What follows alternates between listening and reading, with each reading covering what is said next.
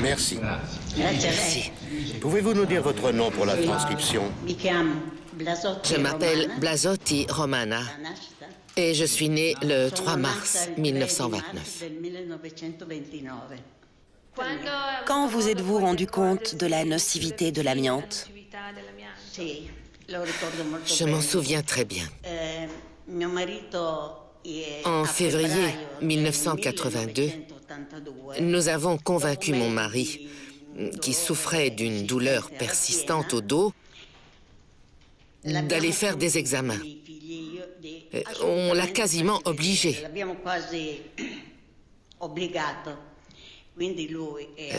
Il est allé faire des radios et il a été emmené à l'hôpital d'Alessandria, où, bien évidemment, on lui a diagnostiqué un mésothéliome.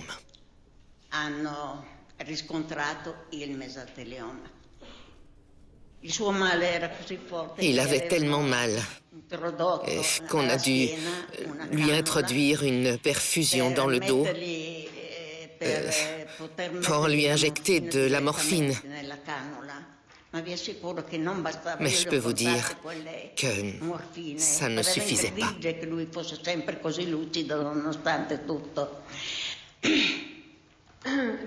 Quand votre mari est-il décédé?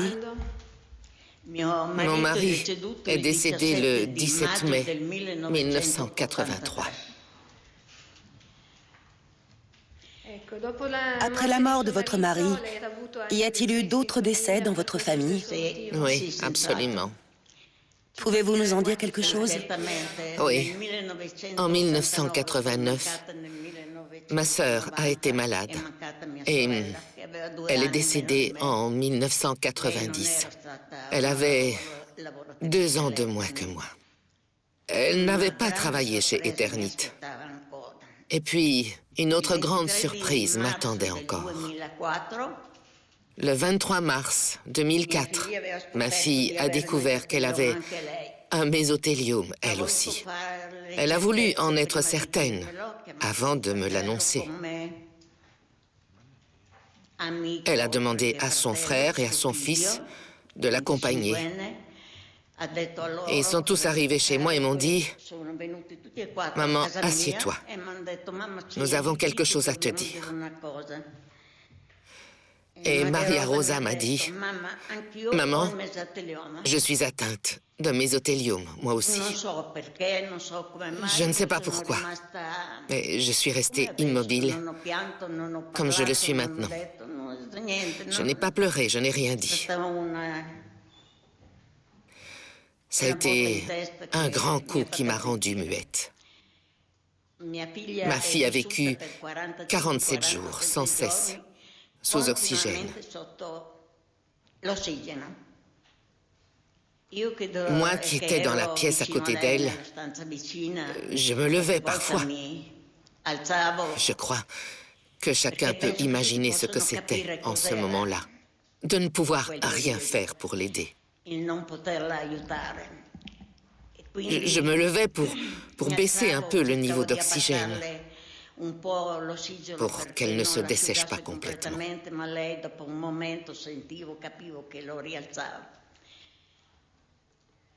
Mais après un moment, j'entendais, je comprenais qu'elle leur montait. La seule chose qui lui est restée, la seule petite consolation, c'est qu'elle n'a pas perdu ses cheveux. Elle avait de si beaux cheveux. Un soir, elle m'a demandé « Maman, tu penses que j'en ai encore pour combien de temps ?» Elle m'a prise par surprise et ça n'a pas été facile de lui répondre. Qu'est-ce qu'on peut dire?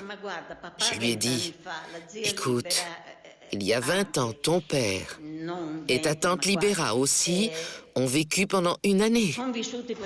Maintenant, la médecine a fait d'énormes progrès. Si ça se trouve, tu vas vivre encore 3 ans. » Mais en fait, elle n'a vécu que 5 mois. Je n'oublierai jamais le dernier matin avant sa mort. Elle est décédée le soir même. Elle ne m'a pas parlé et je ne lui ai pas parlé non plus. Mais j'ai encore l'empreinte de ses yeux dans les miens. Avec ses yeux, Sans dire un mot, elle m'a raconté tout le parcours de sa vie et de la mienne. Votre fille n'avait jamais travaillé chez Eternit. Non. Je ne veux absolument avoir aucune rancœur. Ce n'est pas dans mon caractère. Je ne cherche pas la vengeance. Mais il y a une chose que je voudrais, et j'ai besoin de vous la dire. J'aimerais que les coupables de cette situation aient un jour l'opportunité de suivre une seule personne atteinte de mésothéliome du début à la fin de sa maladie.